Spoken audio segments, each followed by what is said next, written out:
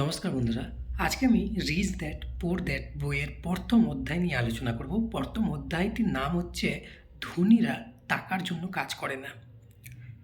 এবার আমি একটু বুঝাবো চ্যাপ্টারটাতে বোঝাতে চাইছে কি যারা ধনী, রিয়েলি ধনী, তারা কোনোদিন টাকার জন্য কাজ করে না। তারা বিভিন্ন রকম ইনকাম সোর্স তৈরি করে রাখে, মানে অ্যাসিড বানিয়ে রাখে।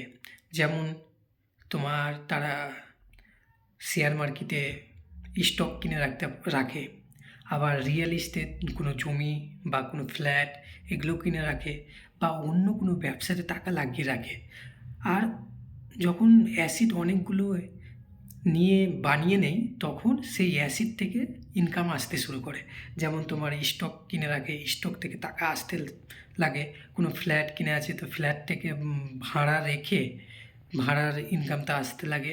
কোনো জমি কিনে রাখলে ওই জমিটার দাম বাড়তে থাকে, তাহলে সেটা ইনকাম হচ্ছে। বুঝতে পারলে? এইরকম ধনীরা সবসময় অ্যাসিড কিনে।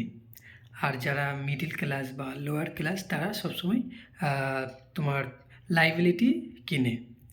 এটাই বোঝাতে চেয়েছি, ধনীরা কখনো টাকার জন্য কাজ করে না। ওরা অ্যাসিড তৈরি করে, তারপর অ্যাসিড থেকে ইনকাম আসে। আরেকটি কথা বইটিতে বলা হয়েছে কি, যারা ধনী হওয়ার মাইন্ডসেট আছে, তারা প্রথমে যে কোনো কাজ হোক না কেন কাজ করবে টাকার জন্য না, স্কিলটাকে আরও ভালো করার জন্য, স্কিল শেখার জন্য কাজ করে, টাকা ইনকাম করার জন্য না। স্কিল শেখার পর অবশ্যই টাকা ইনকাম করা যাবে। এইটুকুই বোঝানোর ছিল।